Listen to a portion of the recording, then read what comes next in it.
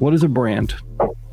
A brand, for lack of people who don't know, is a combination of your reputation, your body of work, and your overall network, the relationships that you have.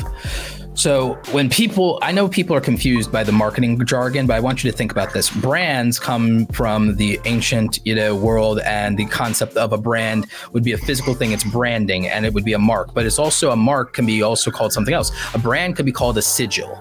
A brand can be called a crest, and we often think of these things as a logo. Now, the thing is, a brand isn't just a logo, but it does kind of encompass that, because a logo is more than what it is. In the Game of Thrones universe, for example, your house sigil is more than that. It's the representation of your family, your armies, your lands, your crown, all of that, but also your house words, like winter is coming, or we do not sow, or a Lannister always pays their debt. So it's a thing is, and the thing is, it conveys who you are and the words that you stand by and what you mean. If you're a Targaryen, it's fire and blood. So it's talking about the conquest of Aegon when he came to King's Landing. So it's the story. A brand is largely representative of just symbology, words, and things that are your story, and your story is your reputation.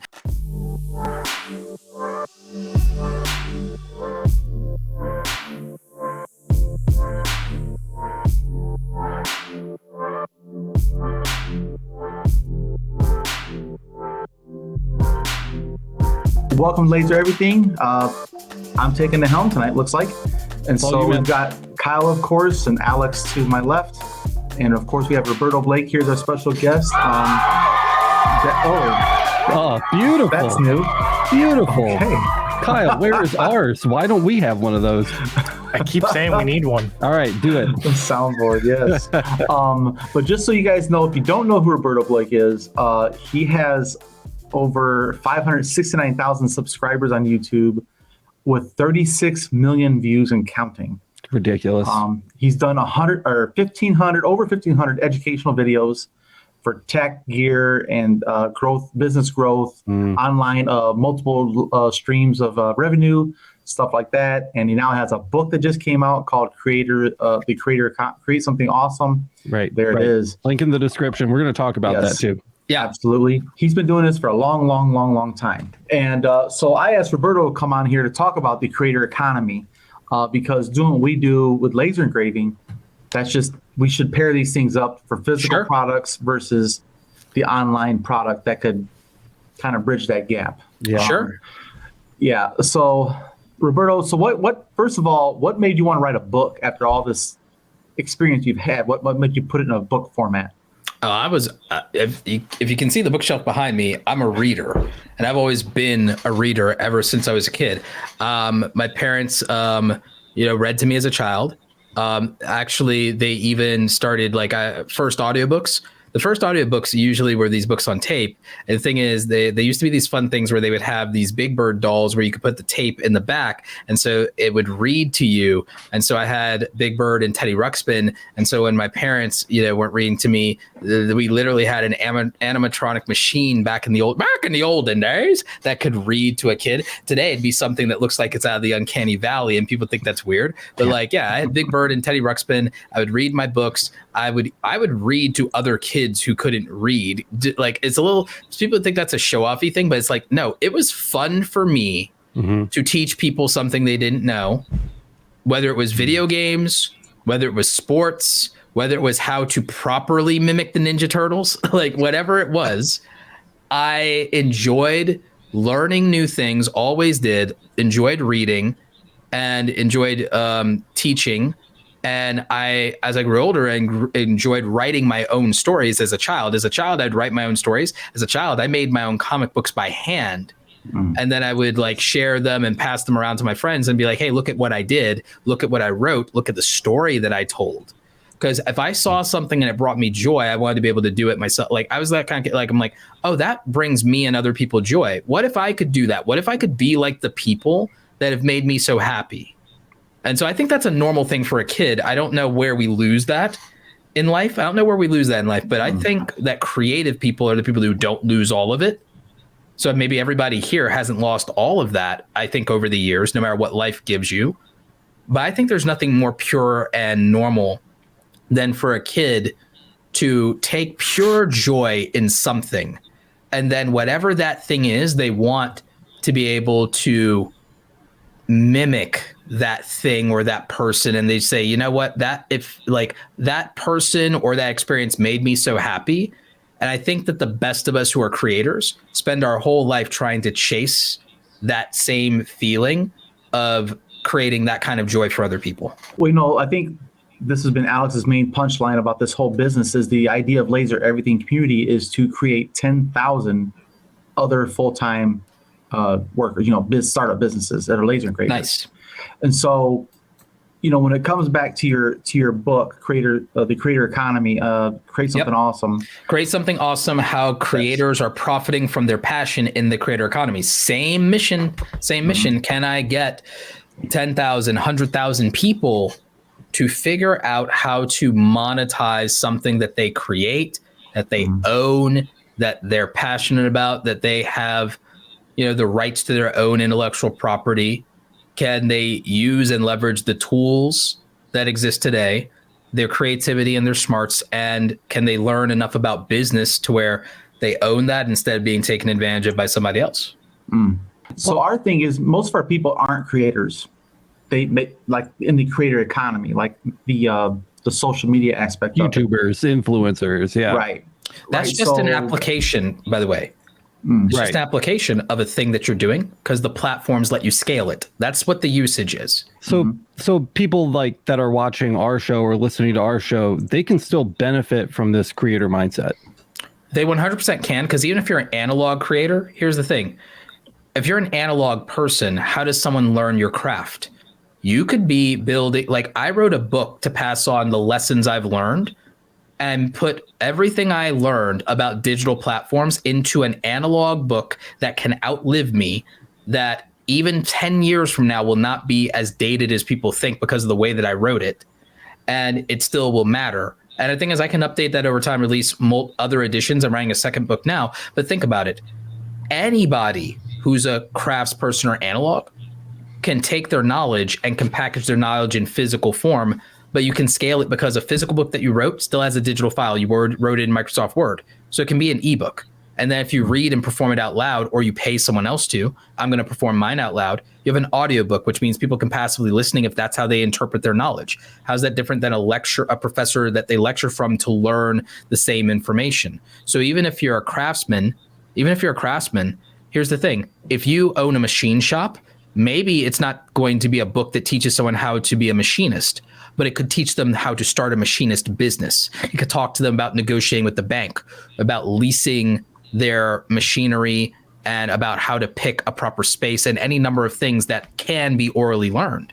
So there's all kinds of things. And these platforms, remember, these platforms scale things. Even if you own a business like that, you own a business where you use hand tools, the footage and video experience of that and challenges you're doing, that could be monetized.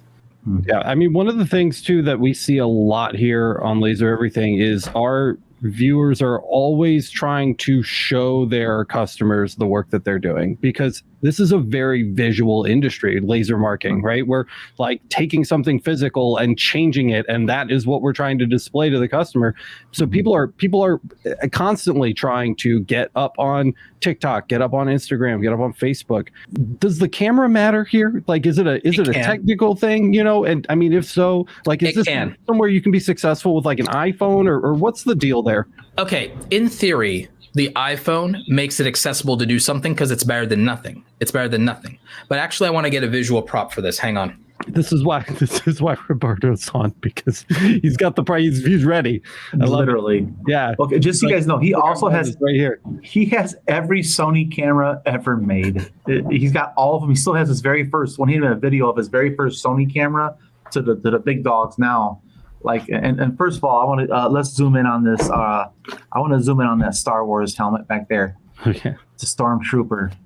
This lens here is a special type of lens.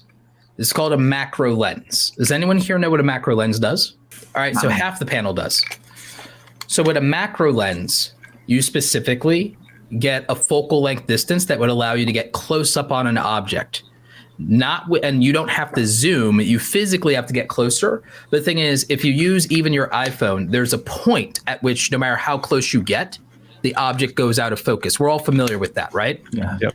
With a macro lens, you can get basically a finger's breadth away from something and it'll still be in focus, which means you can get extreme detail.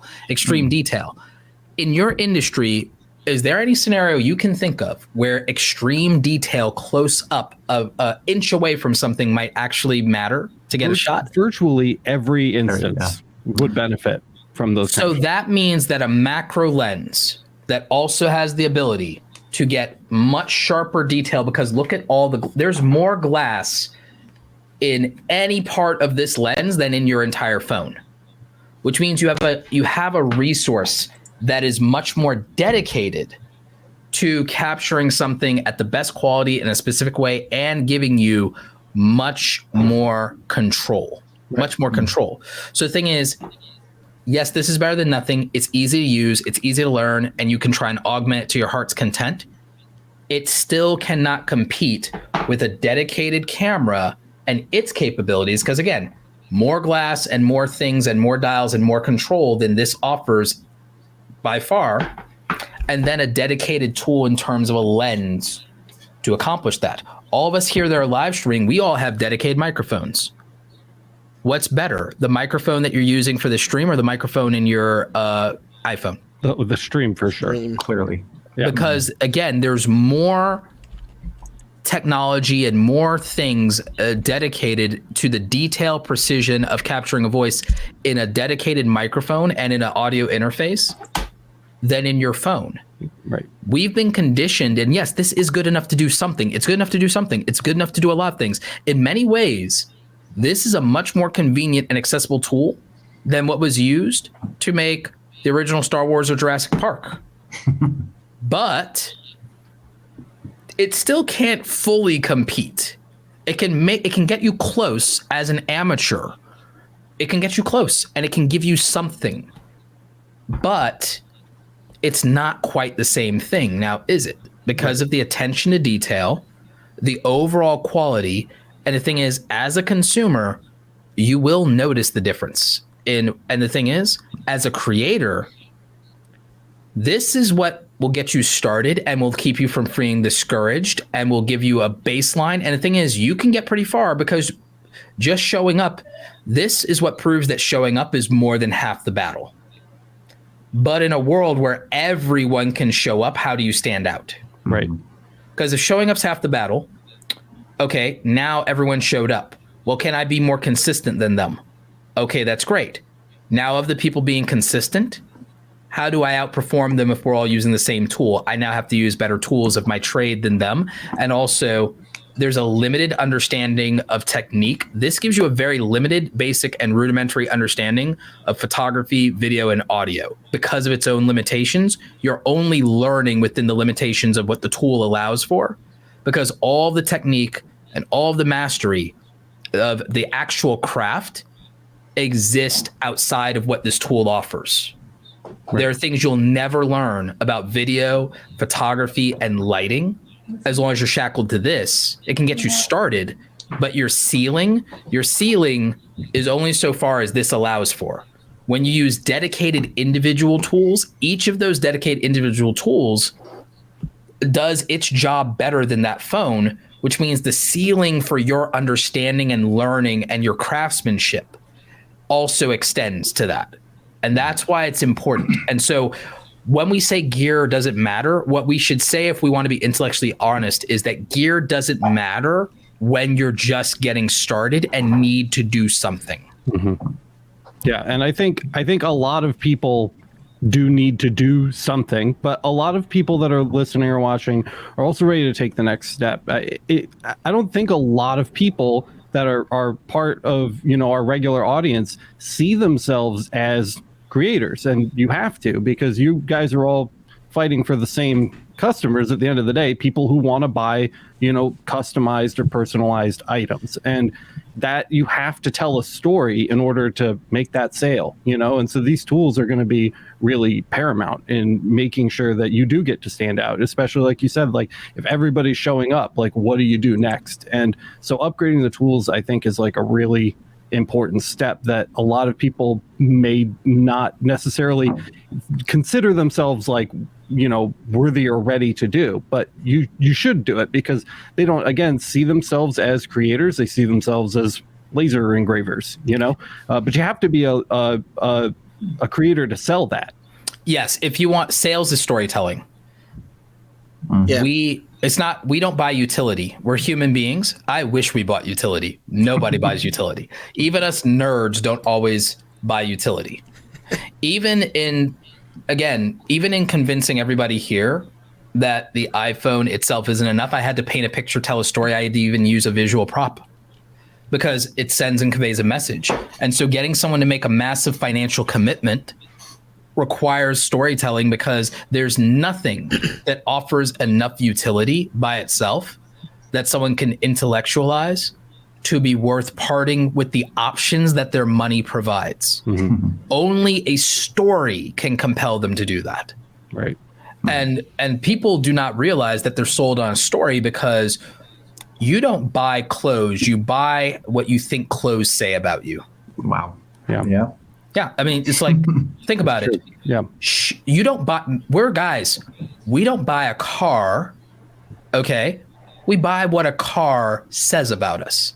Even when you're buying that first car, when you're a 20-something-year-old guy and you feel like a loser and a scrub because you have to give people gas money or your parents have to shuffle you around or you have to take public transportation, you're not buying a car, you're buying freedom. You're not buying a car, you're buying independence. Mm-hmm. You're not buying a car, you're buying options. Right. You're not buying a car, you're buying the option of picking a girl up on a date and not having the awkward interaction with borrowing the parent's car and the limitations that come with that, or your friend taking you. Or even worse, your mom dropping you or your mom dropping you up. Like, hi, sweetie, like I love you. Danny and Karate Kid, right? It's like having to sit there and push the car out of the driveway. And yeah, it's well. And see, I think what you're saying is actually really true, and it ties back to a guest we had a couple of weeks ago, where it's like, so it's cool that you have the tools because that allows you to show up. Now that you've got the better tools, you can show out, and now you can make the thing. But the other part of it too is, who are you trying to tell that story to? And that's one of the big things. So knowing your audience and what platform they're using. So if you're trying to sell an item to a young person, go on TikTok. They're going to be there and they've got income that's just ready to go. Versus if you're trying to sell something that's more utilitarian, like you said, what does it say about me? I want to buy this item for my, for my man cave. You go on Instagram because there's more, not young, but it's more the middle-aged group that's got that money to drop the big things. Instagram is the concentration of affluence on the internet. Absolutely. Because Instagram is driven by status and materialism psychologically. Mm-hmm. TikTok is driven by expression and rebellion and the concept of randomness and silliness and identity. It's like this is who I am. Like TikTok's an entirely identity driven cultural phenomenon, generationally, which is why I don't think it lasts more than 5 more years, because I think they'll grow up and sell out. Because every generation thinks that they're too good to grow up and sell out, and then they learn. Right. We've all, I think, lived long enough to understand the reality of that's no one's Peter Pan forever. Yeah, it's go watch the movie Hook. It's a great movie. Everyone grows up and sells out. Yeah. TikTok clock. Before I want to talk about the different platforms too, but before we get into that, I want to put a bow on this gear talk really quick and just say a lot of the people again listening are mom and pop shops. They're people that have retired. They're looking to supplement their retirement income. They're not the nerds, right? Okay, here's the So I was just gonna say what do you think these people should be looking at if they want to up their game, but we don't want to fly way off the handle, All right, so here's the great news. The thing is, what if I told you that reasonably speaking, they can get a great all-arounder. Let me ask you guys something from your perspective, a business owner, not a hobbyist, but a business owner, like you said, who's already invested into their craft. Sorry, I just need to turn do not disturb mode on. Is invested in their craft.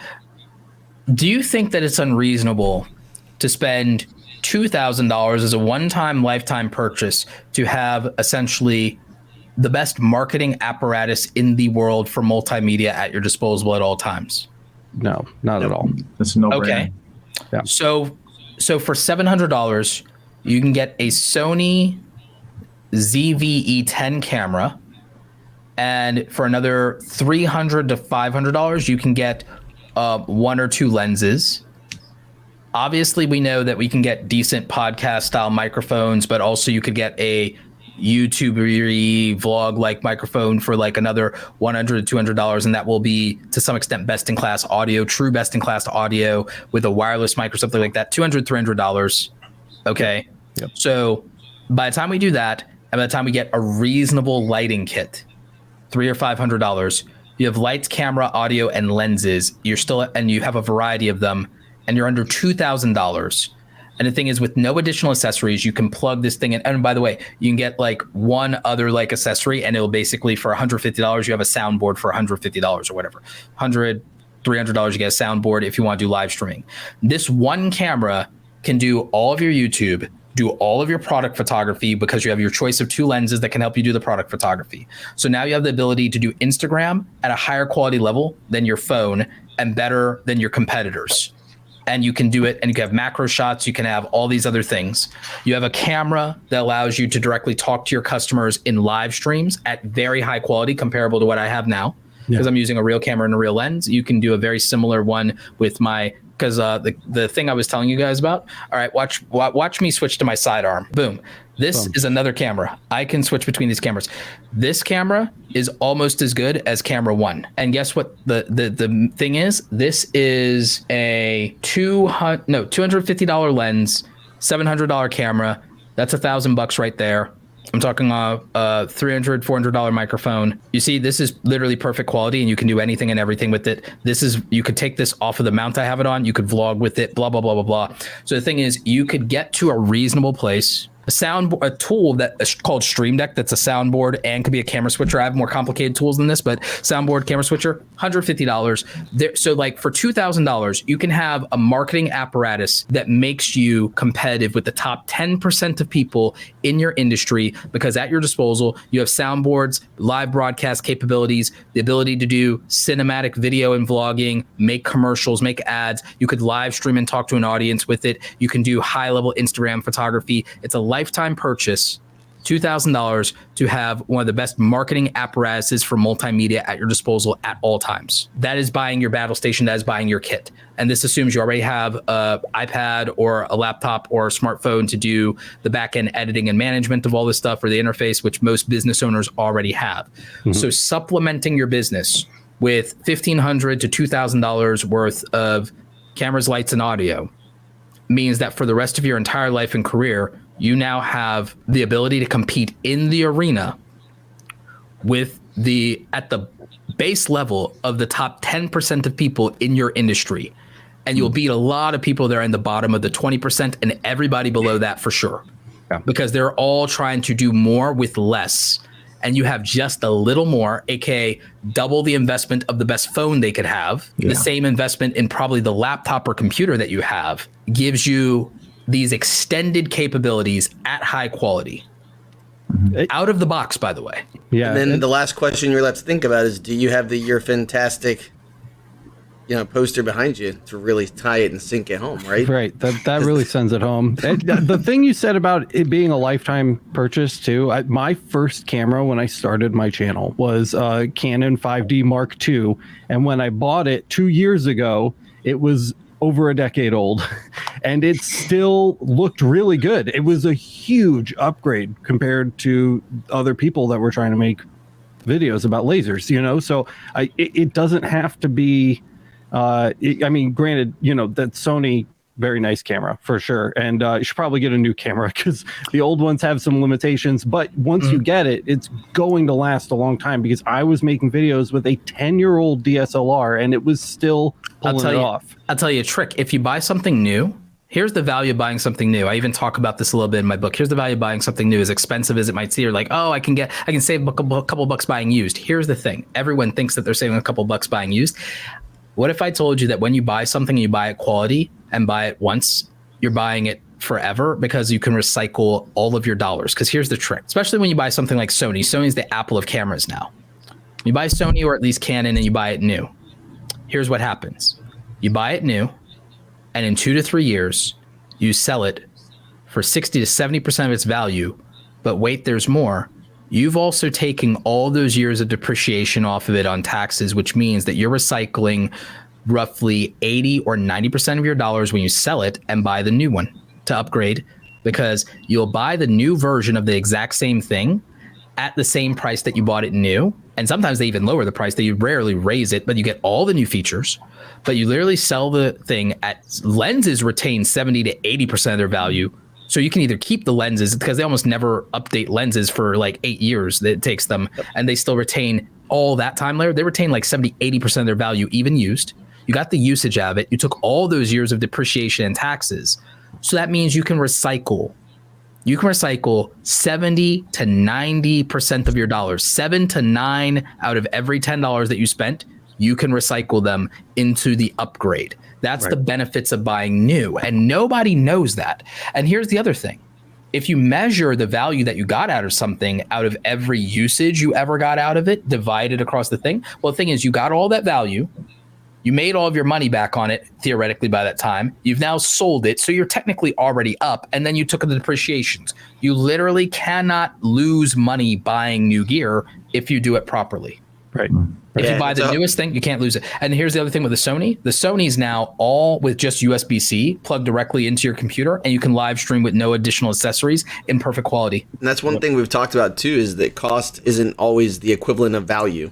You know, so you're going to spend that money. And I think a lot of times in our different platforms, you see buy once, cry once. Yeah. Because, you know, like literally there's the 10-watt UV that costs $10,000, $13,000. And you're like, God, how am I going to justify that cost? But then with what you can produce and how quickly you can produce and the quality you can produce. And that was one of the things they mentioned a few episodes ago. And it's very true. And if you don't like it, you know, people are going to be able, they think they're getting a deal on something, and you're actually, like you said, reaccruing value or, you know, cost back to yourself and gaining value. So anything that saves you time inherently makes you money. Your time will disproportionately, anything that wastes your time is too expensive, and anything that saves you time is worth any price, because the thing is that the value of time wasted is so disproportionate and the value of time saved is so disproportionate, especially if you have to. I'll give you a primary example.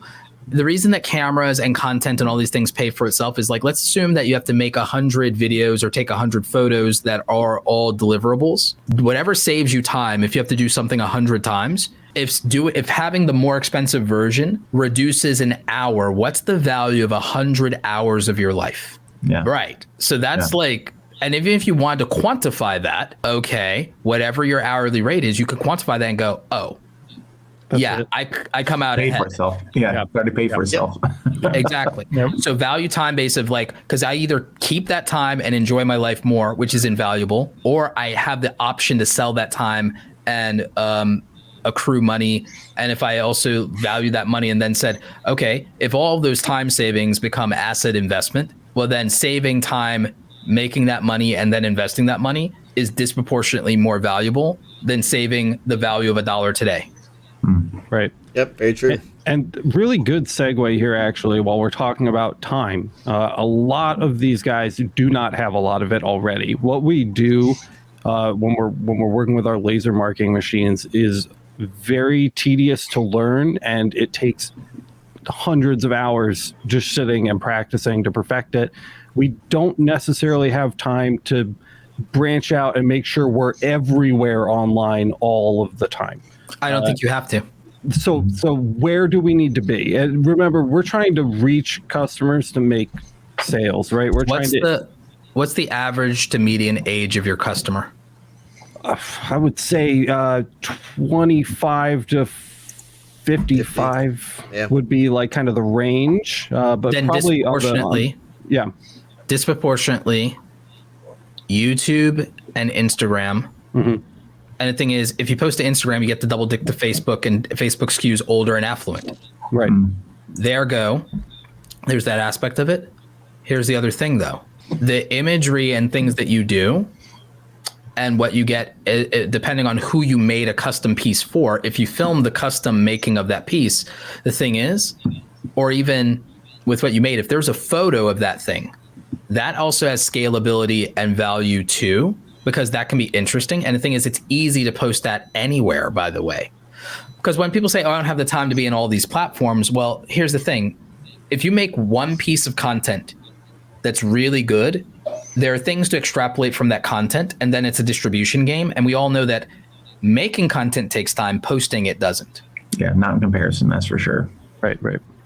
Therefore, part of it is we text people and we text them photos or memes or gift or emojis all the time. The same amount of time it takes to do that is the same amount of times it takes to post a photo or video that you profit from, which means as long as the content creation engine is there, the posting isn't actually a problem in terms of your time suck, because there's always disposable time to post. We waste quite a bit of it. Too, the tools that you talked about, right? So the great thing is, and I don't think people realize this, for as far as marketing goes, it's cool that you've got the phone like you talked about. It's awesome that you got the really cool camera and you can make these things, but also knowing how to use Adobe Express for like actually scheduling your content, because there's so many times that people don't look at the analytics of content. Like, I don't think most people know from our viewers, and I just learned it this year, so it's not like I'm some kind of genius. But you can go in, if you've got a business Instagram account, and actually look at when, like, the age of the people who are looking at your content, where they're from, when they're looking at it. And what time they're online. Yes, when. And so that's where, like, I literally use Adobe Express to drop things, and I've started noticing I'm hitting over 10K more consistently on video views. Doesn't equate to likes and follows and sales, but either way, people are still seeing it, and I'm getting out in front of people. Here's the thing. You don't know that it's not equating to sales, because the thing is, how many times does anyone here need to see something before they commit to buying it? 100%. Right. Like 3, an 5, image, 10, like 6. anything. Yeah. A brand name, even that you don't, if a brand that you're not already loyal to, how many times do you have to interact with a brand that you're not already loyal to before you even consider buying from them? 100. Oh, it could be dozens of 1,000. times. Yeah. Dozens. So the thing is, the exposure value of your own brand, and this is other people's issue with they don't give things enough time and consistency because they don't see immediate upfront gratification. Someone who doesn't know you needs to see and hear from you dozens of times sometimes before they're willing to part with their wallet. Now, it might be, especially if they're like an ADHD person, they might engage or interact, but that's not them buying. That's not them buying. So the thing is, how many times do they need to do that before they buy? So you have to remember, because again, they also, like, especially as an older person, and by that I mean just someone not in their 20s, you know, like, Hear that, Alex? there's less impulse buying. The older you get, the less you're impulsive you are, because one, you have brand loyalty, you respect money, and you also have accumulated enough things to where a lot of times you're not thinking about needing more of them. But once you are sold on something, once you do commit, you're much more firm and you're much less fickle. So the thing is, young people are much more emotionally driven. And the thing is, older people, it's not to say that they're more utility driven. It's that the threshold of reaching them on an emotional level requires more effort and more time spent. Mm-hmm.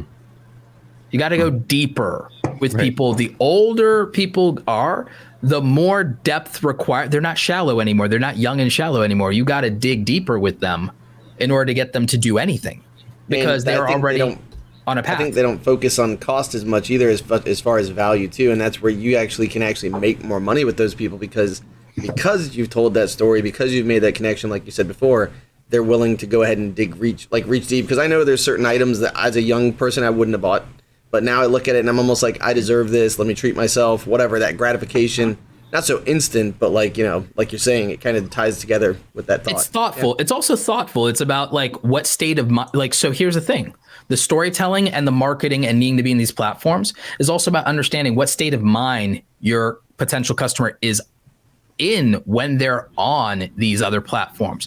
When someone's on Instagram, they're already conditioned to be someone who's paying attention to status, because Instagram is all about conveying status. Clout.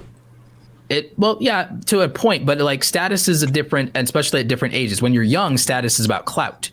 When you're older, status is about the life that you want to present, because it's the life that you've earned.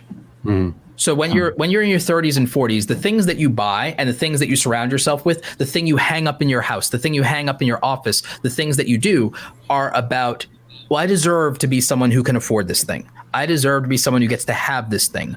I'm treating myself because I've worked hard, but it also is showing to other people, hey, here is the thing that I do for myself, or here's how unique I am, and look at this thing I have that makes me a little bit more unique, right? So the thing is, Instagram already conditions you to think about status, and Instagram always makes you think about what else don't I have, and what does it say about me that I don't have that, or if I had that, what would it say about me, right? So the thing is, Instagram, from a status standpoint, if you're older, is about projecting the status of wanting to show where you've arrived in life and what you're capable of and what you've earned and what that means and who you are by proxy of that, right? When you're younger, Instagram status, I think, is largely trying to differentiate yourself from your friends or staying out in the pecking order of your friends, which is where the cloud is really a competition of a self-expression lens through insecurity, I would say. Yeah. Whereas I would say the older you get, it's not that you lose the insecurity, it's that the way it manifests is very differently in saying, again, what I deserve to be able to afford and what I deserve to be able to have. And also here is how I, as someone at this stage in my life, choose to present at this stage in my life. So that is, I think, the mindset. When you know that, that's why I say for the price point of the laser etching stuff, it's going to be that 38-year-old dentist that buys it. It's going to be that person that's putting it up in the, in their office like that, or it's going to be a mom and pop shop that wants something in the diner, that they own. It's going to be like, it's going to be things like that to some extent. Whereas, again, in the influencer world, an influencer that's catering to a younger market is trying to sell them a cool graphic t-shirt that shows how edgy or rebellious they are, or that they're part of the joke or the meme.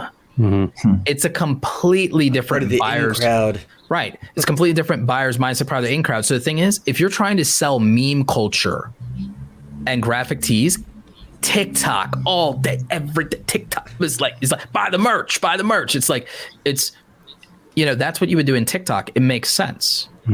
But if you're trying to sell to that husband and wife, like a custom engraved thing for their dentist's office, or for that 50-year-old podcaster that wants an engraving on a table that they're going to use for their podcast and for their intro, or to put up on the wall, like, that's a completely different market. And that's the market of someone who can be reached in a YouTube or an Instagram or a Facebook. Yeah, I've actually or at a physical event. I actually made a sign just like you're talking about, like literally this sign, but times 10, for a YouTube gamer who will remain anonymous. But basically his background lighting is exactly that. So I made a big ass sign for him. I think it was 3 foot by 2 foot. And it was expensive. And he was just like, yeah, it's really just about getting my name out there. And I was like, cool, here's your bill. Yeah, exactly. Well, my thing is, Roberto, customizing engraving is done locally and online. Yes. So that's kind of where my mind is at. Like, I feel like I should focus local and hope for online sales later down the road. But first, build your brand locally, or should we be building online? And that's a good question. Where do you want to leverage yourself? You're asking me whether you should farm or whether you should hunt. And I would tell you that if you don't want to starve, do both. Because the thing is, it goes back to what he said earlier. You can do what you do in person in town and now put it online, right? Part of it. And here's the thing. You can identify, the thing that you do in town, that there's a limit and there's a market cap. There's an unlimited market cap online, though. There's an unlimited amount of customers.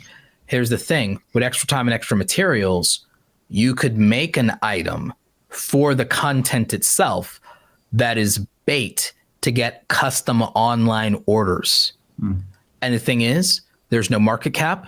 You have no idea if there's a whale in the audience with an unlimited budget. You have no idea if that whale is going to put that up, brag to all their friends on their platform or at their town, and then everyone in that town that has money comes to you and is like, oh, I'm going to go get it. Like, so you see, it's about, this is also why, because by the way, all we're talking about with online is scaling trade shows. The same strategy for a trade show is just online at scale. I use Twitter. Do you know why I use Twitter? I use Twitter because it means, oh, great, I get all the benefits of being at a conference or networking event all day, 24/7. And the thing is, I can even automate some Twitter so that I have a booth at the trade show, aka the online trade show that is Twitter all day, 24/7 on my behalf. And the bot is not there to simulate being a human. It's there to just post things that people can interact with. And then me, the human, can come back to my booth and see who left stuff at the booth, and then I can follow up, and now I can follow up in person. You see, but at least I have a presence at the booth. You see, the booth is there. People can interact with my wares, put in orders, ask questions, whatever. Now I have follow up. It's lead generation.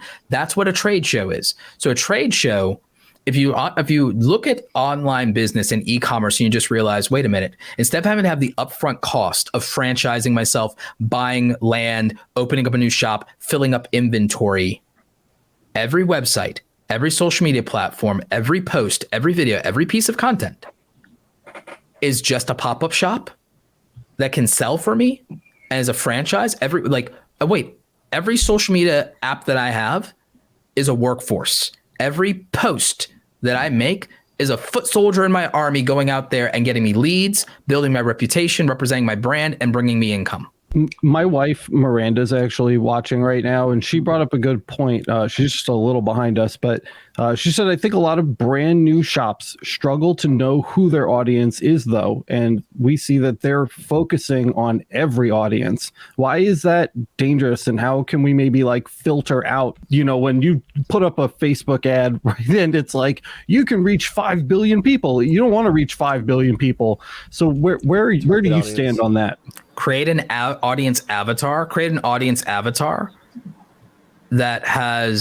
who is you psychologically, but has maybe more money and time than you do. So create an audience avatar, create a surrogate for the audience, create an avatar, and say, what do I like? What do I spend my money on? Because I know myself very well. So I'm like, okay, so I can cater to someone like me. Now, here's what I do. I'm like, okay, I'm 38.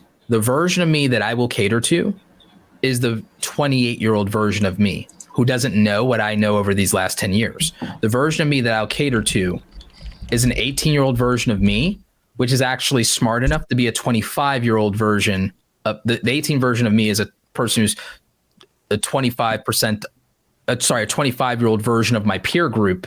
So that's the reverse engineering for me. Right. Yeah. / humble brag, but but so you see what I'm saying? If I just go back in time by increments of 5, 10 or 20, 5, 10, 15, 20 years, increments of time from a knowledge base, I can cater to that person with absolute certainty that I know something you don't know. And I also know your future. And I also know what mistakes you're going to make, what things would be better for you, what things you should avoid, and also know what you will and won't listen to if the advice is framed in a certain way. So reverse engineering a younger version of yourself is wildly practical. If you reach a certain level of success, reverse engineering a broke version of yourself is wildly practical. If you are a broke version of yourself, but you're smart, consider the possibility that if you had money, you may not be as wise. Therefore, if you have wisdom, talent, ability that was hard earned because of your lack of money, you had to be resourceful. There's a version of you out there somewhere that has your temperament, likes and dislikes, but had an easier life potentially, or just a good environment or circumstances, played their cards differently, but maybe doesn't have the skill because they didn't have to be as skilled because they didn't have as bad of a hand and didn't have to play it as well. From a circumstances standpoint, they could take more losses, take more risk, whatever it is. Consider that there is a version of you that's more affluent but less wise. So now, how would you speak to that person? So reverse engineer an aspect of yourself that is lacking in one of many areas or categories and say, how would I create value for a version of me that's lacking this? Okay. Yep. So is there a version of me that's young, has a lot of time, but no money. Great. I offer that younger version of me skills that would produce money because you have the abundance of time to put into skilling up. Okay. Is there a version of me that is maybe more bold and young and naive and a go-getter, energetic, and would take more risk, but doesn't know what an intelligent risk is? Great. I have advice for that person to make the most of their courage and confidence while life hasn't beaten it out of them yet. You see, so what you do is you reverse engineer yourself, and then you find an aspect of yourself where if you were lacking this, here's what you would provide. So then you have a problem to solve. Most business owners' problem is that they're a solution in search of a problem. Right. You see? Right. So that's their thing.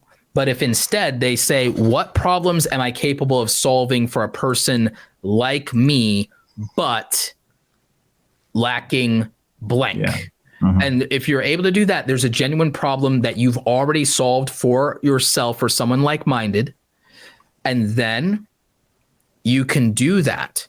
And it makes sense now because you're saying, if I was blank, I would do this, and I have done this, and I could do this because ... So everyone here probably can say, you know what, if I was a broke 18-year-old young man, here's what advice I would give you as somebody who's already lived through it. Right. So the thing is, you can productize a service by just reverse engineering a problem you've already solved in life for yourself, and then apply that to the market of people that have your personality and temperament, but not your experience or not your resources or not your age and wisdom and maturity, or have not been through the other end of an experience. Right. Got it. And before we move on, because I want to talk about branding, but before we get to that, I just want to rapid fire a couple things at you, and you just let me know if they're coming in or going out. Okay. All right. Text on images. Still in. Okay. TikTok. On the way out. Reels. I can follow up on that later, by the way. I can follow up on that one. Yeah. Instagram Reels. In. Okay. We like that. Doing sales in general, discounting products and items. In if you're older, out if you're not. Okay. Email lists. In like Flynn, and people will not do it. Okay. Competitive advantage. Nice. All right. We can talk more about that one too. And good websites. Disproportionately in an age of censorship and cancel culture. Okay. Got it. I've got one more real quick. I've got one more for you. Free shipping. Yep. In a recession if you can afford it. Yeah. Out if inflation has been eating you up. Good one. And last but not least, and you can rapid fire this one and then we can expand on it, but with all of this talk about posting on all of these different platforms and who we're trying to reach and who our audience is. Again, you can narrow in, and you don't have to be everywhere, not all at once anyway. We mentioned this, but buying ads, in or out, are we relying on that organic reach, or do we like buying ads? Remember what I said about hunting and farming? Yeah, both. Got it. Yeah. So where do we stand? How big of a role is the algorithm playing in today's social media world? And is that something people need to worry about, or should you just be consistent? It's not that they need to worry about or not worry about it. They need to understand what it is. What do you think an algorithm is? Numbers, ones and zeros. So it's not a god. It's not a god.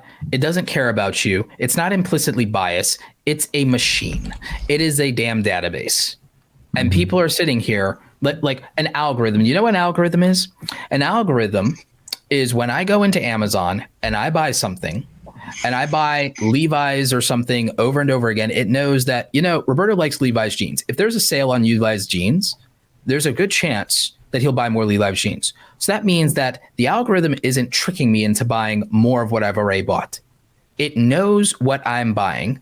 It knows that trying to show me George Walmart brand pants isn't going to cut it because I'm a Levi's guy, I'm a brand loyalist. It's like not even going to bother. It knows, don't recommend Roberto a large. He's a medium. He always buys medium. Recommend a medium. Like it knows Roberto's a Sony guy. Don't show him Canon. He's going to leave the website. Like, so all it does is observe what I'm already doing and then say, what will get Roberto to give me more money based on what Roberto's doing, which means it doesn't have to convince me of anything. It's not, its job is not to convince me. It's not there to trick me. It is there to observe and measure and record my behavior and not interfere beyond extracting money from me. And that's the Amazon algorithm, by the way. Right. Do you really think that social media algorithms are more nefarious by their nature than trying to extract money and time from you based on what it's observed about what you are already doing? It's just presenting opportunity. Like on Boyce's computer, I'm sure that this Royal Crown peach tea would be something that pops up. So what do we do with that, man? Like, is that, if anything, or do we just go on with our lives and hope that we're posting stuff that gets picked up by the wave? If you understand that every algorithm is just a slickster salesman in a store that's just watching like a hawk, what'd he buy, what'd he buy, what'd he buy, what'd he buy, True. and then says he likes that brand, or he picked that up and put that down, and they're like, and is just making a mental calculate. If you realize that all the machine is a very dumbed down version of the best salesperson in the world that's just watching you in the store, and not because they're worried about you stealing something, but because they just want to know how to swoop in and sell you. If you realize that that's all it is, and what it might be selling you is, okay, if you watch these videos and you watch more of them, I just gotta get you to watch more of these videos. Why do I want to get? Because I sold the advertisers already on the inventory for these videos. So I need to monopolize your attention because I promised your attention to the advertisers and I pre-sold them. I pre-sold the advertisers. So now I need you to watch as much stuff as possible. And it doesn't like, it's like, I don't care what you watch. I just need you to watch something because I sold inventory against it. So that's the algorithm. The algorithm's job is, all right, I already sold the advertisers. I already sold that. I need eyeballs. I need eyeballs. I need eyeballs. I need these eyeballs as long as possible because I got more inventory to move. And so that's what the algorithm is, right? All it is trying to say, what will you watch so that I can move inventory because I promised these advertisers and they're going to be at my door and they're going to be like, where are my views? Where are my views? Where are my views? And if I don't have them, it's going to be a problem. So if you understand that that's the racket, if you understand that the social media companies went out and they sold a bunch of inventory and they promised the advertisers views, and that their goal is, how can I get you to give me attention so that I can tell the advertisers that I met my quota, I've met their demands, and that the requisite percentage of eyeballs that convert to 1% in sales for them to make their numbers so that they can go back to their overlords, the shareholders. If you understand the racket that you're in, at least at a fundamental basic level, then there's no superstition about the algorithm. And so I'm explaining it in the sense of, I want you to be less superstitious and realize that the algorithm is only there. And it's only really, all the algorithm is your analytics in any platform. It's like an echo of yourself. And that those analytics are just a measurement of the behavior of an audience. So if the analytics and the audience are the truth, then that's what the algorithm is. So here's the thing. If you can anticipate your audience because you know them, and then verify that with the data the analytics are showing you, if you can get into your audience head and anticipate them, you aren't worried about chasing trends because you're ahead of the curve, because you know the audience. So it's like, oh, I know my people, and I'm always able to anticipate their needs and service. And that's good customer service. That's good observational skills as a sales and marketing person. So then, okay, you are only using analytics then to verify what you already know, or to test and say, oh, I didn't know that. And then if that's the case, and you're able to verify what you already know, or debunk something you didn't, you know, or discover something new, then that's useful. And then if you serve the audience, the algorithm is just going to say, I now see that you are capable of serving the audience. Oh, you're getting more people what you want. Hey, I know more people like that. I know more people like that. What if I put your stuff in front of you? You've proven that you can make people enjoy something. Mm-hmm. If I know more people like the people you already pleased, I can send them your way. So that's all an algorithm is. An algorithm will reward someone who understands the audience better than anyone else. and anticipates what they will actually do and can see through the lie they say about what they like and what they do, and can just watch their behavior and say, I'm going to ignore everything you said, and I'm only going to pay attention to what you actually do. The creator, business owner, marketer, performer, entertainer, educator that can figure out what people will actually do and how that differs from what they say they will do, figures out what they actually like versus what they say they will like, that person will win, and the algorithm will reward them, because all the algorithm is there to do is fulfill demand with supply. If you get ahead of and you understand where demand will be, if you understand where the ball will be, you don't have a problem. Right. So you can skip over an algorithm in terms of a fear or concern. All you have to do is serve an audience. An algorithm that can measure how you served the audience will find more people who can be served like that, because it's fulfilling it's trying to fulfill that. It's in its best interest. Yeah. It's in its best interest. It's no different than, okay, if you are on the sales team and I figured out that there's a customer profile that you sell to very well, and then there's a customer profile that you don't sell to very well, I'm only going to put people in your pipeline that you can sell and close, because that would be my best bet. And the thing is, if I can confirm that with data, that's like, you know what? Boyce does really great with selling young men, but he's terrible at selling middle-aged women. So you know what I'm going to do? It's like, I'm going to send all the middle-aged women to Matt because they love the cut of his jib. And I'm going to send every young whippersnapper over to Boyce. And it's like, and now everyone's optimized to close. It's like, boom. That's all the algorithm is trying to do, is it's trying to sort out who you cater to best. But when you're all over the place, you have no clarity, no focus, or when you're inauthentic, it struggles to do that. Yeah. So all you have to do is get out of your head and realize that the reason this database and system exist, the reason that this thing exists is just to address demand and make sure there's enough inventory in the supply chain for it. Cool. That's a really thorough answer. Thank you. Yeah. I appreciate it. Sorry about that. No, it's okay. Yeah. No, I loved it. I'm sure that I don't think people think of it that way. Yeah, nobody thinks of it that way, especially people that watch our channel. We're not the most tech savvy bunch. So I really appreciate the normal English that you used instead of trying to get technical about it, because everybody loves to get technical about it. It doesn't need to be that complicated. I'm a gearhead, but I love storytelling. I love analogies, and I love humanizing things. I'm a gearhead, but I really love just bringing it down to earth. And we're coming right up on an hour here. I have one more question. Over a little bit. I have one more question for you if you have time, because this is something I really want to touch on. So in your description of your YouTube channel, you say you are trying to help people build brands and businesses online. Yep. What the hell is a brand? What is a brand? A brand, for lack of people who don't know, is a combination of your reputation, your body of work, and your overall network, the relationships that you have.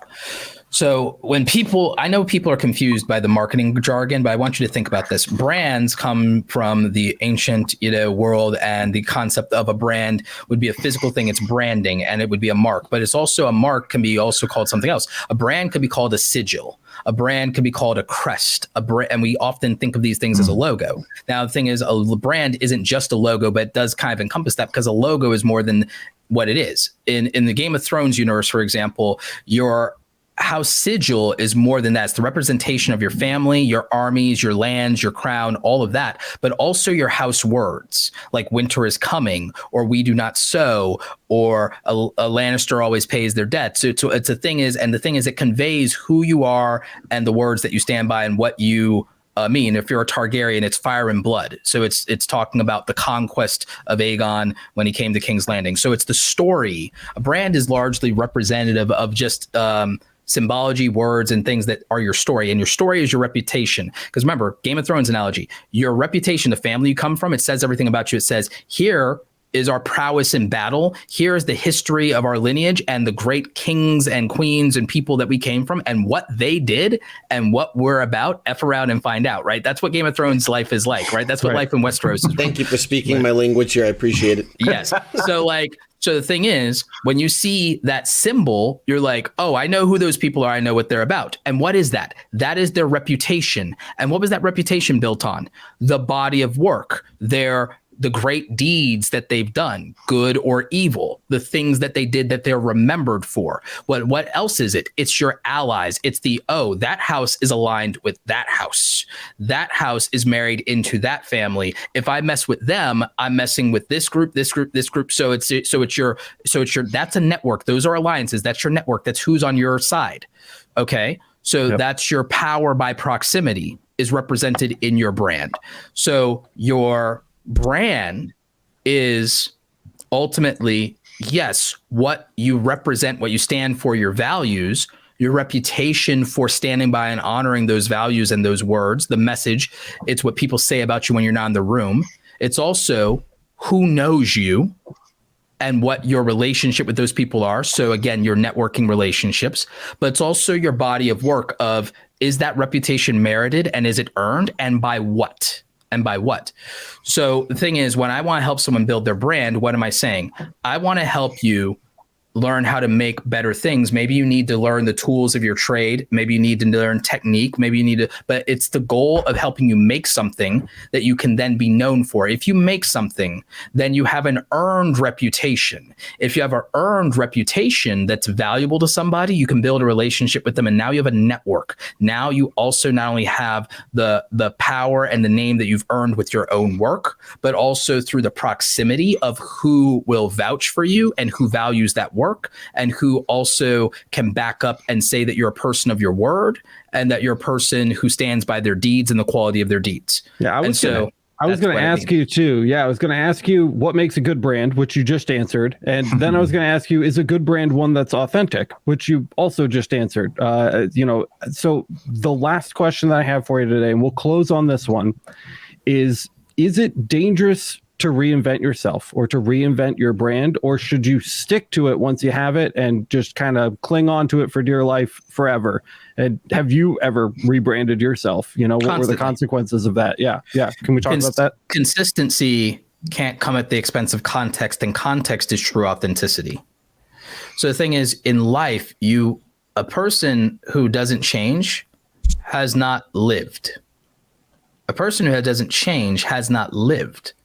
Because if you truly live rather than just existing, you'll be presented with things in life that will force you to change your mind, change your position to meet the standards of the world and to meet your own expectations. A person who hasn't changed their own standards, hasn't asked more of themselves. If you haven't changed as a person, that means you haven't challenged yourself. You haven't grown as a person. You haven't grown and adapted and evolved and everything like that. So the thing is, that means you're existing in life, because that also means you're not in the arena. You're not doing anything confrontational, combative. You have nothing to challenge you. And so that's not even just about baseline stability, because, by the way, maintaining stability and equilibrium still requires you to rise to challenges, because the world isn't static. The world will inevitably challenge you. For most people, it doesn't inherently get better unless they do. So the thing is, your life will force you to change. Now, if things force you to change, you have to understand that you have to take actions in the interest of your truth and your authenticity, but weigh that against what this means, because it will impact your reputation. And so the thing is, you can change your actions, but you still might have to do that through the lens of your value system. But your value system can grow, evolve, and change, and it should if you're a mature person. It should. Because the thing is, you're someone who has to exist in the world, and that means being able to coexist with other people as well. So the thing is, you have to account for that. Yeah. So your fundamental foundation of who you are, the core of who you are, if it was built on good values, will not have to dramatically or inherently change that much year to year. But decade to decade, absolutely, for sure. But incrementally and over time, and when presented with a good reason. In context. And that also, by the way, if you grow in skill, ability, knowledge, your network grows, you're exposed to more things, more people, more resources. You learn to manage new resources, learn to utilize new tools. You're doing the things appropriate to the world. Then that also changes your body of work And therefore, that changes your reputation. It also changes who you know. So those things, your brand inevitably evolves, and it evolves to also exist in the time in which you live, or it probably won't survive those times as well. Right. So inherently, I think someone has to evolve their brand and change with the times. I don't think that has to be dramatic. I think that that is incremental and it's fine. And I think that if there is a paradigm shift in what you do or your industry, people who refused and clung to film instead of digital made a terrible mistake in the name of vanity, because they decided to ignore context in favor of romanticism. So I think that the evolution of your brand should happen through a practical lens, not an emotional one. That's great. If you could just one more time for me, smash that button that makes everybody cheer for you. Can you do that? Can you hit that one? Roberto Blake, everybody. Best-selling author. Create something awesome. You can pick it up right now. There's a link down in the description. You can get it on Kindle. There's a hardcover and a soft cover. Yep. Really great. I just placed my order this afternoon. I can't wait to read it. Yep. Yeah, man. Oh, look at that. Look at that. And hit this guy up on YouTube. He's got 560 some odd thousand subscribers for a reason. He's spitting stuff like this all the time. Really, really, really great information. So go hit him up if you aren't already. I'd just like to thank my co-host for hanging out with me today. Great questions, guys. Really, really good time. Roberto, dude, thank you so much for spending. I know how valuable your time is. I really appreciate you coming on today to talk to our gang and kind of school us a little bit on some of this stuff, because I know it's an area that we struggle in, and we're very technical over here at Laser Everything. We don't talk about this kind of stuff very often. So I it's extra appreciated that you took the time to come. It's not a problem. It's my hope that more people are able to leverage the tools that we have at this time, maybe get a little bit more business, sales, and marketing savvy. I know that that's a weakness that technical and creative people have, but we live in a new world. The creator economy means business, creativity, and tech are intersecting, and anyone who can take advantage of it absolutely should. Yeah, absolutely. And guys, remember, if you got value out of today's episode of the podcast, don't forget to smash the like button. Let everybody else know that you got value out of today's cast. And don't forget to subscribe and hit the notification bell so that you get notified the next time we go live. If you love the channel and everything we do here, please go check out the LMA. It's the #1 way to support the channel, and it allows us to continue doing the things that we do here. It's a viewer-supported channel. That's how we make the bulk of our income. That's why we have Boyce. That's why we have Kyle. That's why we have Amanda working on the website. That's why my wife got to quit her job so that we can all be here managing all these communities, doing all this stuff for you on YouTube. It's viewer-supported, guys. That's viewer supported. And you can find out more about that over at masters.lasereverything.net. That's all I've got for you guys today. Thank you so much for listening, and we will see you in the next one.